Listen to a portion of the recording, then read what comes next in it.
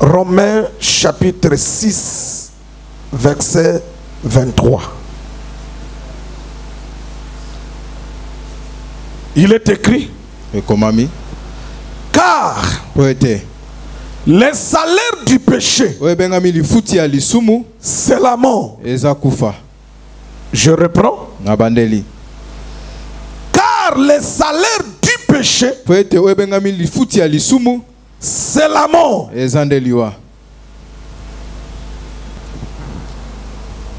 2 Corinthiens 5, verset 21.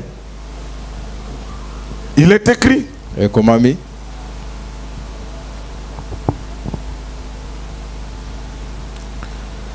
celui qui n'a point connu le péché,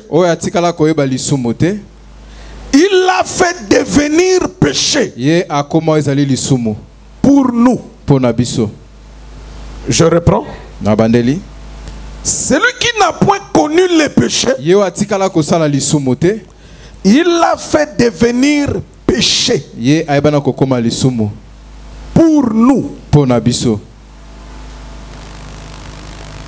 Que le Saint-Esprit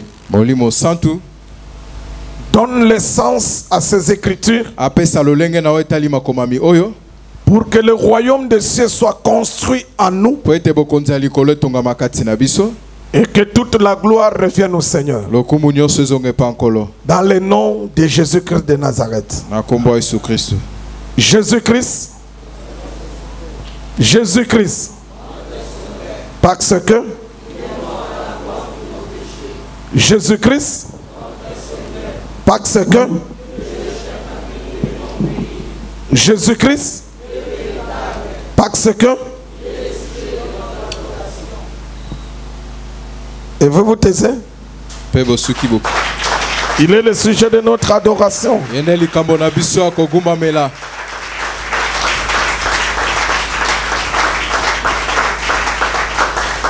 Jésus est le thème central de la parole de Dieu. Jésus est le thème central de la parole de Dieu. Toute la parole de Dieu tourne autour de Jésus. En dehors de Jésus, il n'y a rien. C'est de l'idolâtrie. Que la grâce de Dieu soit avec vous. Mettez-vous. Voilà. Nous avons le péché.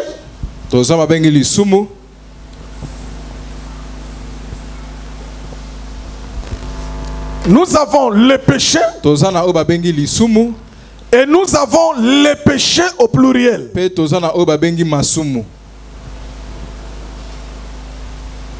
Le texte des Romains que nous venons de prendre. L'apôtre Paul nous enseigne ceci. Le salaire du péché, c'est la mort. Le salaire du péché, c'est la mort.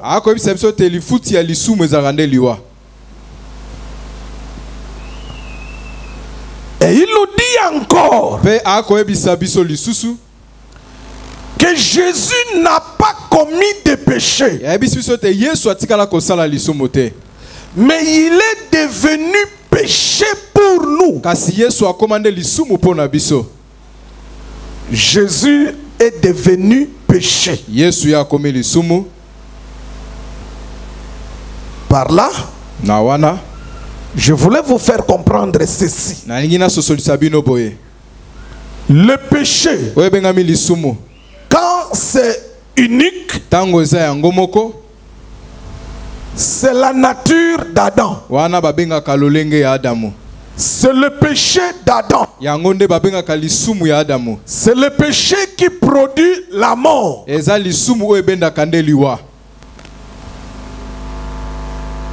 Le péché dont l'apôtre Paul parle dans Romains 6, 23, dans 2 Corinthiens 5, 21. C'est le péché qui s'appelle nature adamique. C'est le péché d'Adam. Et le péché d'Adam, ça touche l'âme, ça touche l'esprit, et ça touche le corps de l'homme. Les trois parties.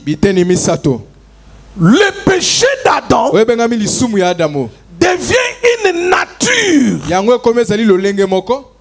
C'est-à-dire ça devient une vie. Parce que c'est par l'âme que l'homme hérite ce péché d'Adam. L'âme de l'homme, c'est dans le sang. Tous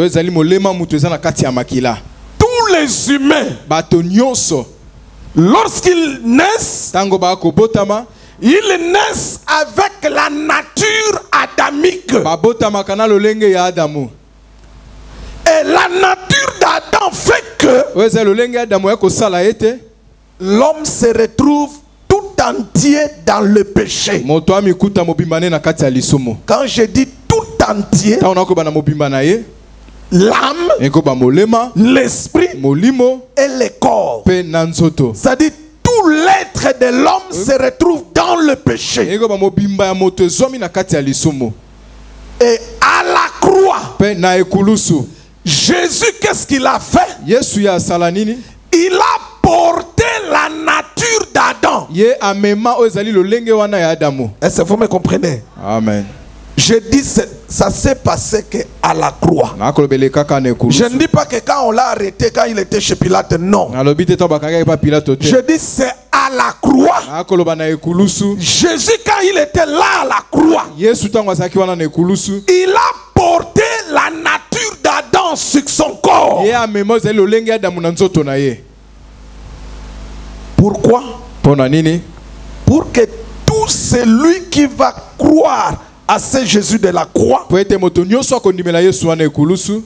Jésus maintenant va enlever dans la personne la nature d'Adam et maintenant va lui donner la nature de Dieu. Il y a deux natures. Il y a la nature d'Adam qui est le péché. Il y a la nature de Dieu qui est la sainteté. Est-ce que vous me comprenez? Amen. Je recommence. Il y a la nature adamique qui est la nature de l'homme. Cette nature adamique, ça s'appelle le péché. L'autre nature, c'est la nature de Dieu. Et la nature de Dieu, ça s'appelle la sainteté. Maintenant, à la croix, Jésus a porté la nature d'Adam. Pour quelle raison? C'est pour que tout homme qui va croire à Jésus de la croix, Jésus te délivre de la nature adamique que tu portes. Et en contrepartie, il te donne la nature de Dieu. Ainsi, tous ceux qui croient réellement en Jésus, je dis réellement et véritablement. Je ne dis pas tous ceux qui viennent dans l'église, non. Non. Je ne dis pas tous ceux qui viennent dans l'église, non. Moi je ne dis pas ça. Je dis tous ceux qui croient réellement en Jésus, ils portent la nature de Dieu. Ainsi, ils deviennent des saints. Vous avez compris? Amen. Lorsque on croit réellement en Jésus, on n'est plus pécheur. Non. Ça, c'est la doctrine des apôtres. Mais que les gens n'aiment pas enseigner, ou que les gens ne comprennent même pas. En Jésus, il y a point de péché. Mais dans l'église, on peut retrouver des péchés. Vous devez faire la part des choses entre être en Jésus et être dans une église. Il y a une différence. On peut être dans une église, l'église 4000, mais en étant péché. Mais lorsqu'on est en Christ, on n'est plus péché. On devient saint. Cette sainteté, c'est Dieu qui te le donne. Pourquoi?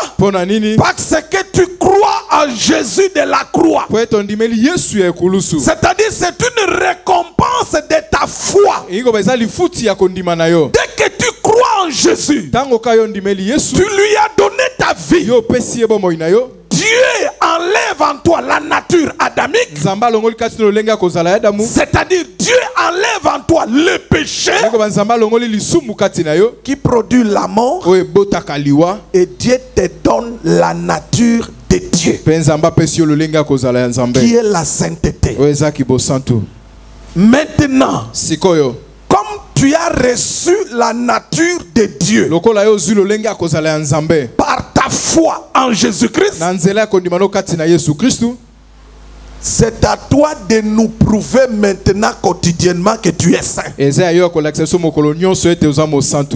dois maintenant quotidiennement que tu nous prouves, que tu nous montres que je suis réellement un saint.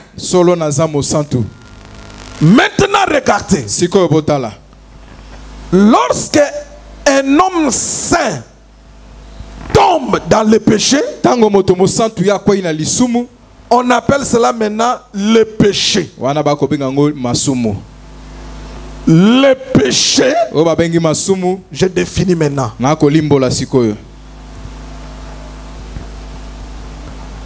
On arrive. Le péché, ça, au pluriel, ce sont les inconduites des chrétiens, les inconduites des saints. Lorsque un saint commet par exemple l'impudicité, il a commis le péché. Vous avez compris? Mais il y a le péché comme ça. Ma sœur Lydie, regarde. Comme ça, comme ça. Ça. Ça c'est la nature adamique. Le péché, ça se retrouve dedans dans le péché. Mais maintenant, nous partageons cela. Pourquoi nous le partageons? Parce que regardez, pour le péché ici, c'est une nature. La solution c'est quoi? Il faut croire en Jésus-Christ comme ton Seigneur, comme ton Sauveur, comme ton Seigneur. C'est-à-dire il faut te convertir. Mais ici, la solution, c'est la confession. Vous avez compris la différence? Ok, très bien. Mais maintenant regardez. Dans le péché, il y a 4 sortes de péchés. Il y a 4 sortes de péchés. Le lecteur va être à côté, il va commencer à nous faire la lecture.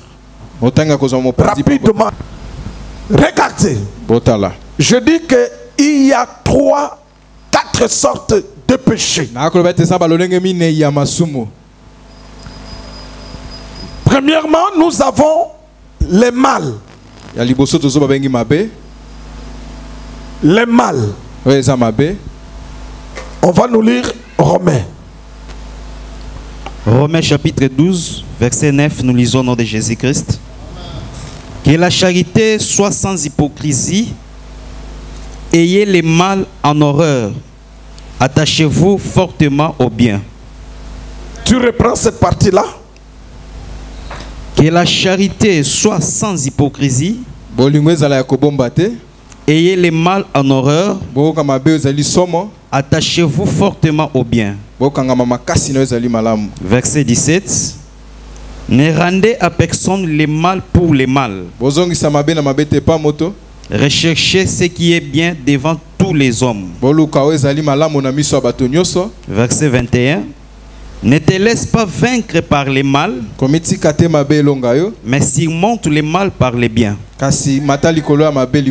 Amen. Je vais lire Jean chapitre 3, le verset 20. Car quiconque fait le mal est la lumière. Il est la lumière. C'est quoi le mal? Le mal, c'est tout ce qui est contraire au bien. Le mal, c'est tout ce qui est contraire au bien. Le mal, c'est tout ce qui est contraire aux vertus. Est-ce que quelqu'un me comprend? Amen. S'il y a le bien, tout ce qui est contraire à ce bien, c'est ce qui est mal. Et le mal, c'est un péché. Tout mal, c'est un péché. Bien-aimé, tu peux nous prendre Romains chapitre 7, verset 19. Là où tu es. Romains 7, le verset 19. Romains chapitre 7, verset 19. Nous lisons au nom de Jésus. Car je ne fais pas le bien que je veux, et je fais le mal que je ne veux pas. Pour te faire comprendre ce qu'on appelle mal. Vous êtes là, vous vous connaissez. Est-ce que quelqu'un me comprend? Tu te connais avec quelqu'un. Il est ton frère de l'église. Vous vous croisez quelque part dans un supermarché. Toi, tu les regardes. Tu passes. Tu ne lui dis ni bonjour. Lui ta vie. Et toi aussi tu la vis. Mais personne ne dit à quelqu'un bonjour. Chacun passe. Je vous pose la question, vous. En posant un tel acte, votre conscience va-t-elle rester calme?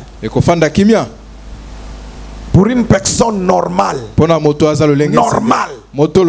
Parce que je sais que dans ce monde, il y a des hommes normaux et il y a des hommes qui ne sont pas normaux.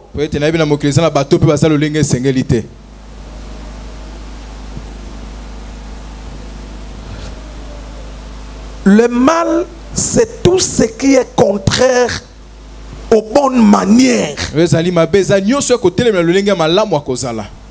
Par exemple, ce que vous appelez communément kara. Nabetie kara. Mais c'était mal. Je prends les choses simples.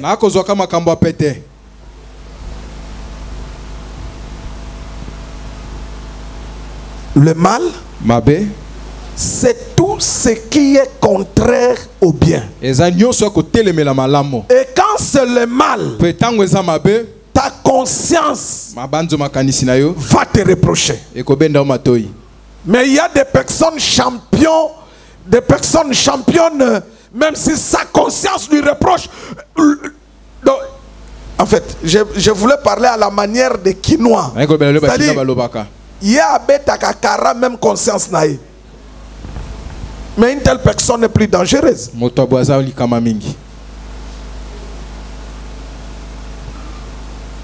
Amen, amen. Amen. La parole de Dieu dit ceci. Si tu sais faire le bien et que tu ne le fais pas, tu as péché. Là, nous sommes dans Jacques. Jacques dit, si tu sais faire le bien, mais tu ne le fais pas, tu as péché. C'est ça le mal.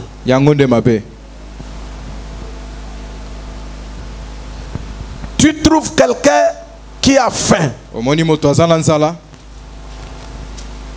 te demande la nourriture. Toi, tu lui réponds. Tu as la nourriture pour lui donner. Mais tu préfères lui dire, je n'ai rien. Ou bien va prier. Tu sais bien que donner à manger à quelqu'un, c'est faire du bien. Mais tu ne l'as pas fait. Tu as péché.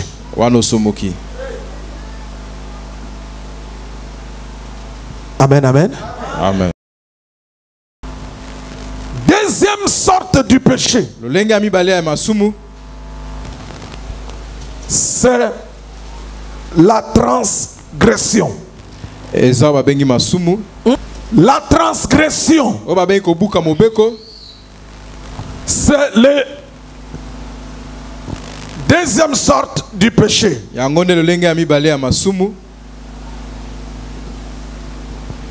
La transgression, c'est quoi? On va nous lire d'abord le psaume 119. Psaume 119, verset 126, nous lisons au nom de Jésus. Il est temps que les seigneurs agissent, ils transgressent ta loi. Quand on parle de la transgression, on parle de la loi de Dieu. Tu nous cherches Esther 3.3. La transgression, c'est-à-dire il y a une loi qui est là. Il y a un ordre qui est là.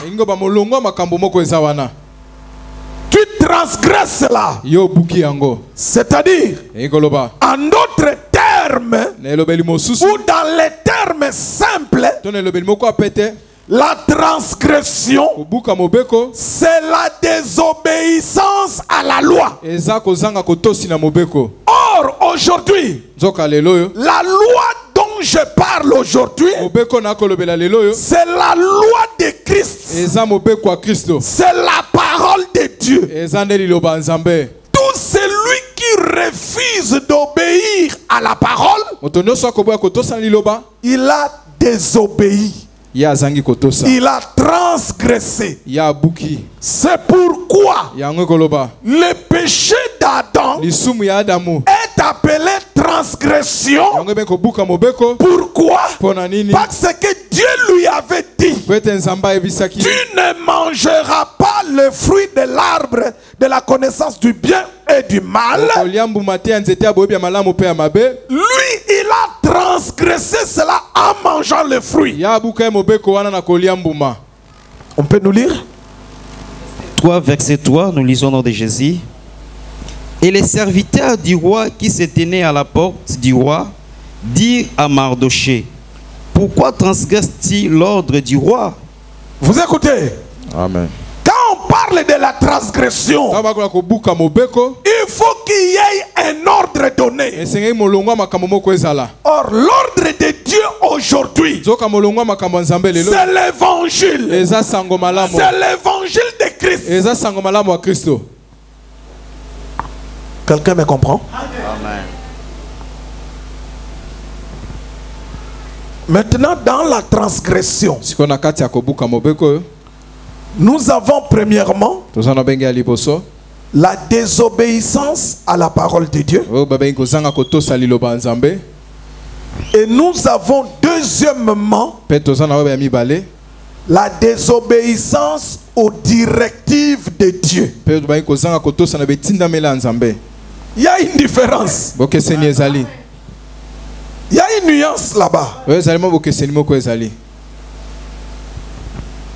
Dans la transgression, nous avons deux désobéissances. Il y a la désobéissance à la parole de Dieu. Samuel nous dit que la désobéissance est comme l'idolâtrie. La transgression, la désobéissance à la parole de Dieu est comme l'idolâtrie.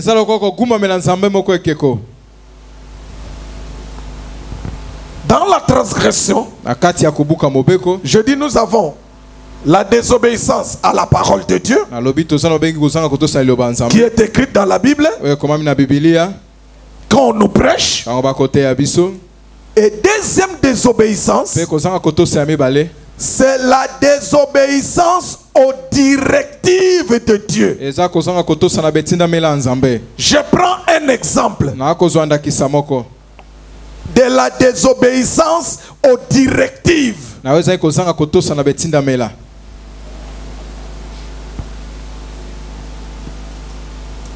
Regardez. Lorsque l'apôtre Pierre parle de Balaam, regardez ce que Pierre dit.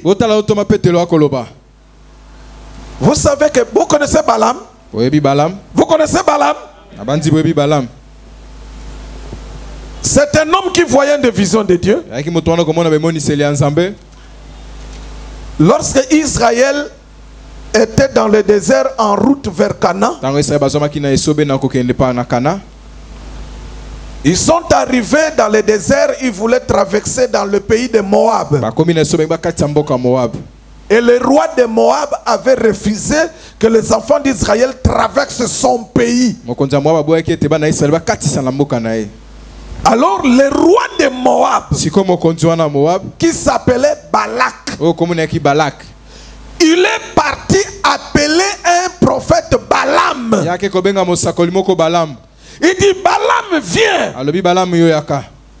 Viens me maudire. Il y a un peuple là-bas, il est puissant. Viens me maudire ce peuple-là.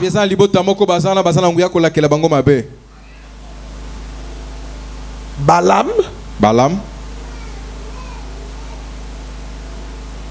va consulter maintenant Dieu. Il dit, Seigneur Dieu, Balak le roi de Moab est venu m'appeler pour aller maudire. Il y a un peuple qui est sorti dans l'Égypte, qui est dans le désert. Je peux y aller? Dieu lui dit, ne va pas. C'est ça la directive. Dieu dit ne va pas. Mais Balaam est fini par y aller. Pourquoi?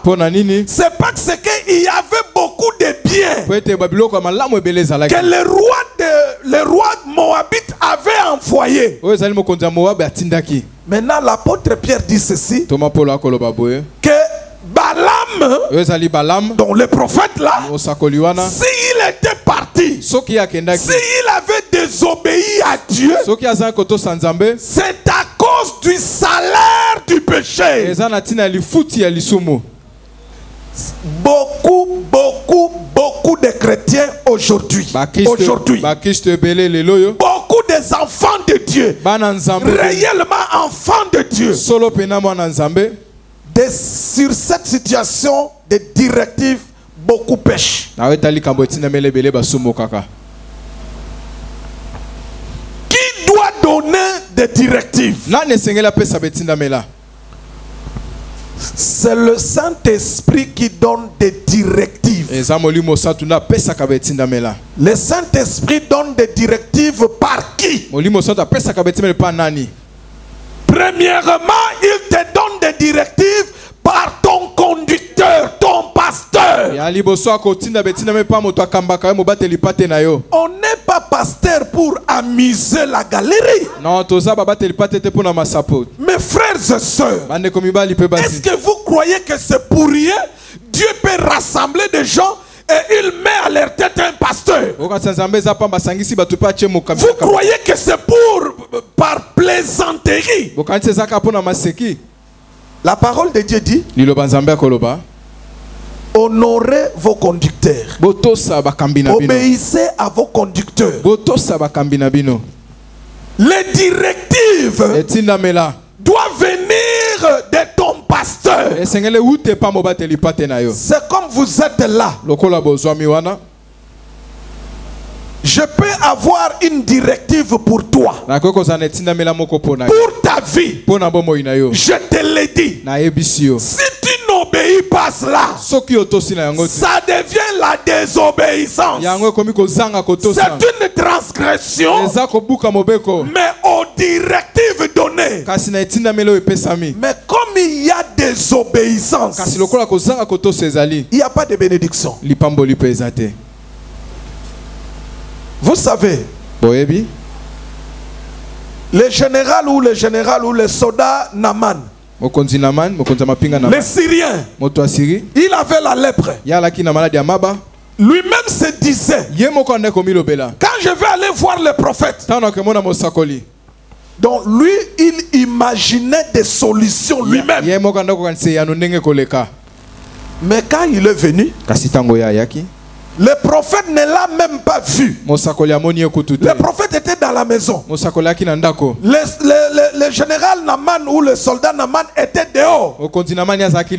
Alors Élisée le prophète dit à son serviteur Géasi, dit à cet homme-là, écoutez, dis à cet homme-là qu'il aille se jeter 7 fois dans le Jourdain pour qu'il soit guéri de sa lèpre. Là, c'est une directive. Et le soldat syrien a commencé à discuter. Il dit: mais je croyais. C'est là où je dis qu'il venait déjà avec la pensée comment il sera guéri. Il dit: je croyais que l'homme de Dieu viendra m'imposer les mains là où il y a la maladie. Non. Tu ne peux pas venir voir un homme de Dieu et toi-même tu viens avec tes solutions à la tête. Autant mieux rester chez toi. Est-ce que quelqu'un me comprend? Amen. Écoute ce que Naman dit. Il dit: l'homme de Dieu lui a dit: va te jeter 7 fois dans le Jourdain. Écoute le général, lui, ce qu'il dit. Bon, je peux aller me jeter dans nos fleuves qui sont en Syrie là-bas. Non. Si tu vas en Syrie, tu te jettes 7 fois dans Parpar là-bas, tu ne seras pas guéri. La directive va te jeter 7 fois dans le Jourdain. Va te jeter dans le Jourdain. Je suis en train de parler de 2 sortes de désobéissance, de transgression. La première transgression, c'est la désobéissance à la parole de Dieu, à l'évangile de Jésus-Christ. Mes frères, si le Seigneur nous a sauvés, c'est pour que nous puissions obéir à la parole de Dieu. Église, vous m'écoutez? Église, vous m'écoutez? Je reprends. Lorsque Jésus nous a sauvés, c'est pour nous amener à obéir à la parole de Dieu. Celui qui n'obéit pas à la parole, il sera jugé par le Seigneur. Mais maintenant, sur la terre, si tu veux voir la main de Dieu, il faut obéir aux directives. Si tu veux vivre les merveilles de Dieu, il faut obéir aux directives de ton pasteur. Est-ce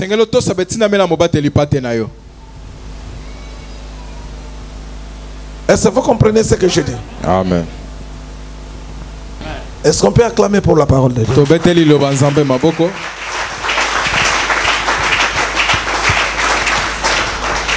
Troisième sorte de péché, c'est l'iniquité. C'est quoi l'iniquité? On peut nous lire d'abord la parole de Dieu. Lévitique 19, verset 15. Je lis au nom de Jésus-Christ. Tu ne commettras point d'iniquité dans tes jugements. Écoute. Yoka. Reprends. Tu ne commettras point d'iniquité dans tes jugements. Donc, lorsqu'on parle de l'iniquité, on voit directement quoi? Le jugement. Tu vas au verset 35. Verset 35. Vous ne commettrez point d'iniquité ni dans les jugements, ni dans les mesures des dimensions, ni dans les poids, ni dans les mesures des capacités. Reprends. Bandela.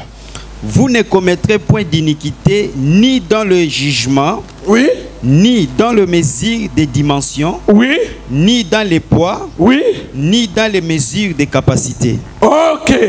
Là, tu vas nous préparer maintenant 1 Thessaloniciens 4 et 6. Tu vas nous préparer. Bon, tu prépares, tu vas lire. Regardez, suivez. L'iniquité, c'est toute injustice. Ou bien, l'iniquité, c'est tout ce qui est rempli d'injustice. L'iniquité, c'est un acte rempli d'injustice. Je vous donne un exemple pratique. On vous donne 10 000 francs. Il dit, vous allez partager ça à deux. Vous partagez ça à des 5 000, 5 000. Lui vient avec, il prend les 10 000, il part. Il donne à l'autre 4 000. Lui prend 6 000. Cet acte-là, c'est rempli de l'injustice. C'est ça l'iniquité. Est-ce que vous me comprenez? C'est-à-dire, c'est quand tu fais quelque chose, il y a de l'injustice dedans.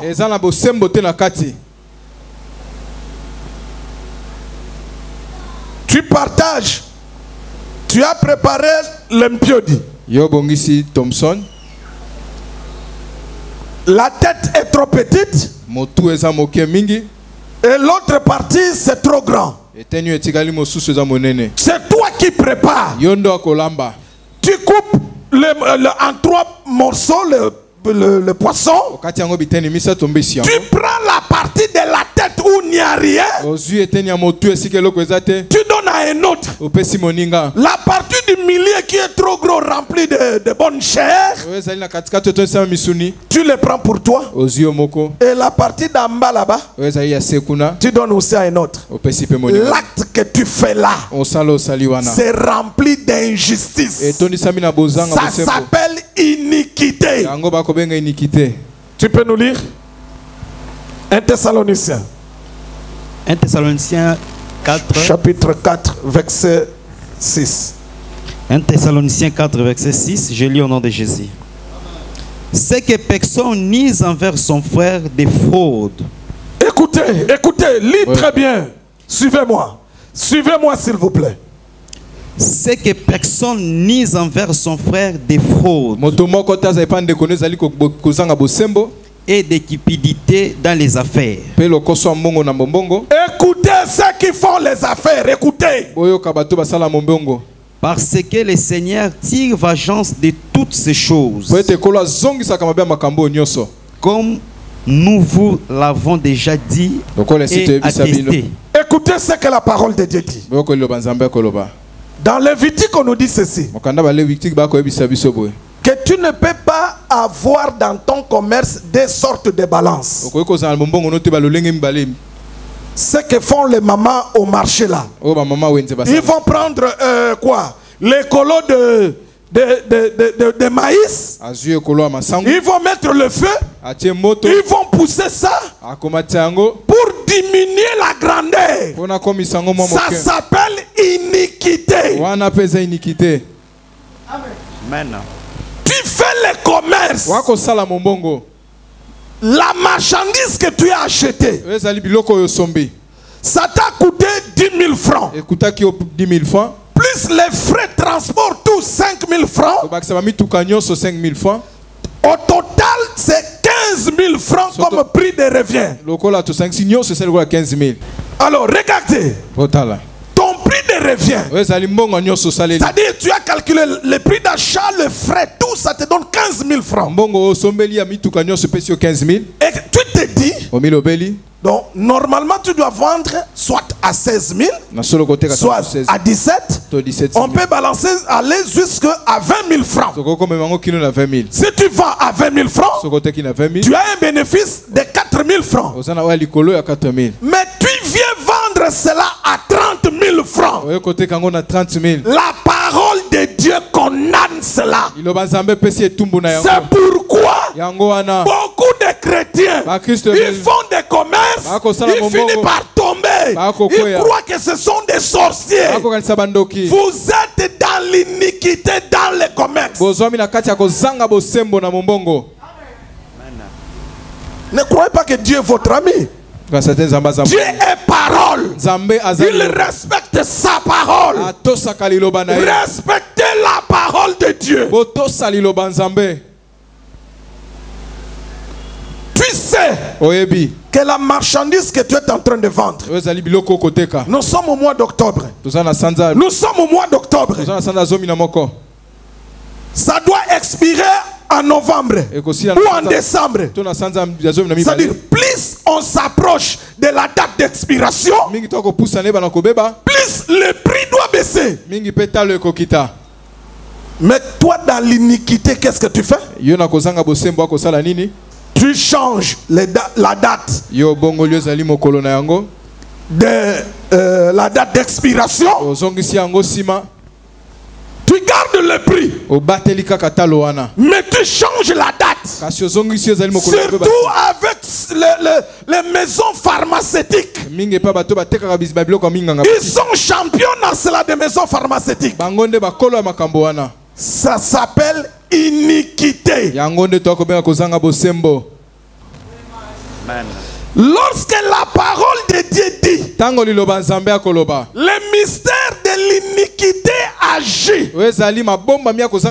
C'est-à-dire c'est le péché de l'injustice. Le monde là où nous sommes, ça va aller d'injustice en injustice. Cette affaire de coronavirus, c'est le péché de l'iniquité. Parce qu'il y a des gens qui veulent s'enrichir au dos des autres.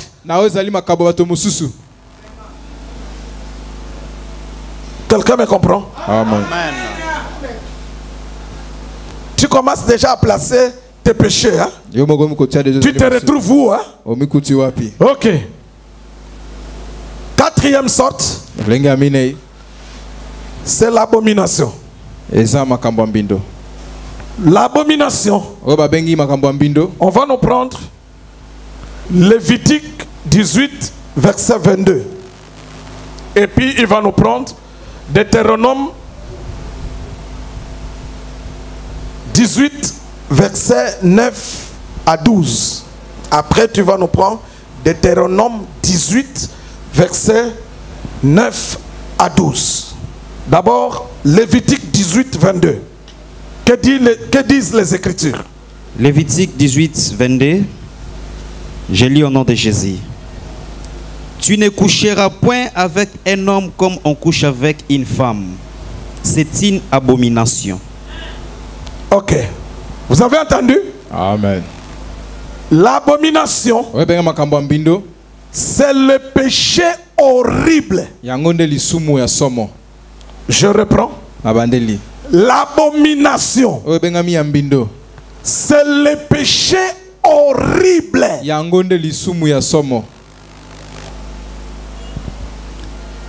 Parmi les péchés horribles appelés abomination, nous avons l'idolâtrie, le culte des personnalités. C'est comme la République du Zaïre.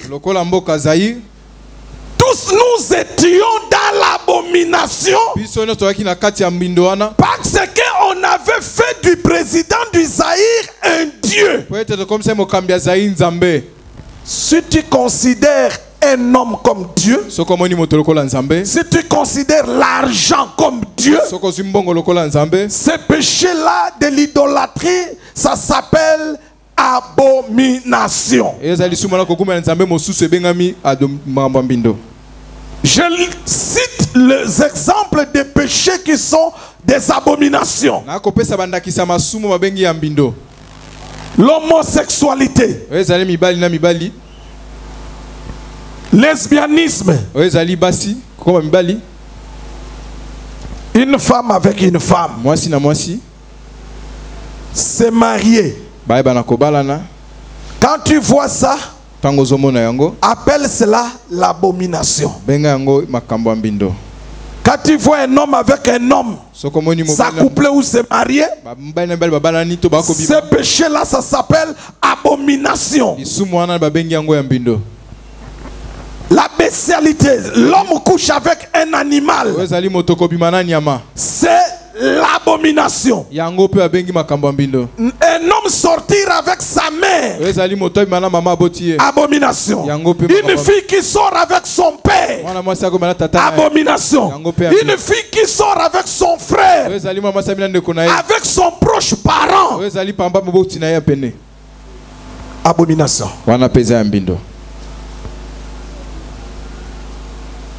La sorcellerie, c'est l'abomination. On va nous lire. Deutéronome 18, versets 9 à 12, je lis au nom de Jésus. Lorsque tu seras entré dans le pays que le Seigneur ton Dieu te donne, tu n'apprendras point à imiter les abominations de ces nations-là. Qu'on trouve chez toi personne qui fasse passer son fils ou sa fille par le feu, personne qui exerce le métier de devin, d'astrologue, d'augure, des magiciens. Verset 11. D'enchanteur, personne qui consulte ceux qui évoquent les esprits ou disent la bonne aventure, personne qui interroge les morts. Verset 12. Car quiconque fait ces choses est en abomination au Seigneur. Et c'est à cause de ces abominations que le Seigneur ton Dieu va chasser ces nations devant toi. Merci. Je dis l'abomination, c'est le péché horrible. Je prends des exemples. Allez consulter un féticheur, c'est l'abomination. Allez consulter les mamans Mbikoudi, ceux qui font la divination. Parce qu'on appelle ça divination parce que ce n'est pas fait par l'Esprit de Dieu. Ce qui est fait par l'Esprit de Dieu, c'est la prophétie. Est-ce que vous me comprenez? Amen.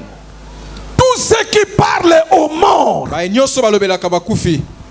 au culte des morts, tu parles aux morts, aux journées des morts, c'est de l'abomination. Je vous donne des exemples. Si quelqu'un est mort, il est déjà mort. Ça ne sert à rien de faire la date de sa mort, des jours de culte que vous avez attribué, que vous appelez pour cacher l'abomination. Vous appelez ça culte d'action de grâce. Si quelqu'un est mort, il est mort. La parole dit, il n'a plus de souvenirs pour ce qui se passe sous le soleil. Vos cultes là, ce sont des trucs, des abominations. Est-ce que quelqu'un me comprend? Amen.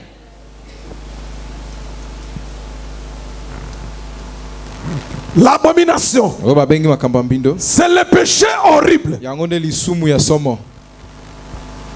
Par exemple,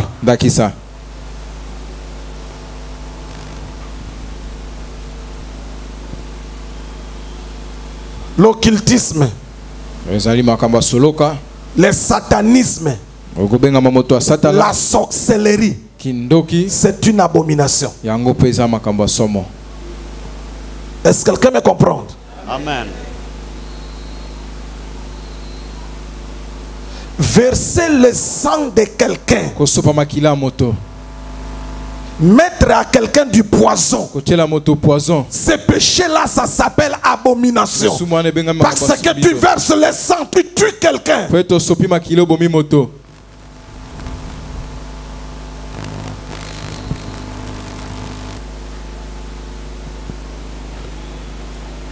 Et tout ça, ça s'appelle le péché. Comme tu viens d'écouter, tu te retrouves où? Tout ça, ici, il ne faut pas dire. Est-ce que vous m'avez écouté? Moi, je dis que petit péché. Est-ce que moi, je dis petit péché? Dans la Bible, on parle du grand péché. Mais on ne parle pas du petit péché. Mais on parle du grand péché. Les gens,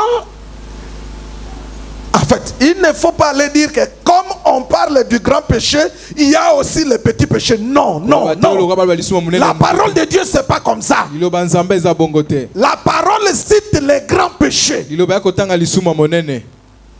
L'idolâtrie, c'est un grand péché. C'est que la trahison, c'est un grand péché. Non, trahison, c'est que Judas a fait à Jésus. La parole appelle cela grand péché. Est-ce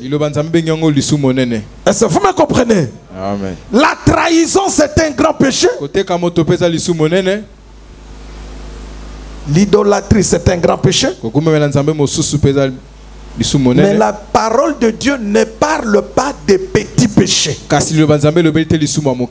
Elle parle tout simplement de péché. Arrêtons-nous là-bas. N'imaginons rien, n'ajoutons rien. Tu viens d'écouter la parole de Dieu. Tu te retrouves dans quelle classe de péché? Ce que tu fais quotidiennement. Tu te retrouves dans la classe du mal ou dans la classe des transgressions ou dans la classe de l'iniquité ou dans la classe de l'abomination. Toi-même tu le sais. Tu connais ta vie. Le Saint-Esprit t'a parlé. On se tient debout.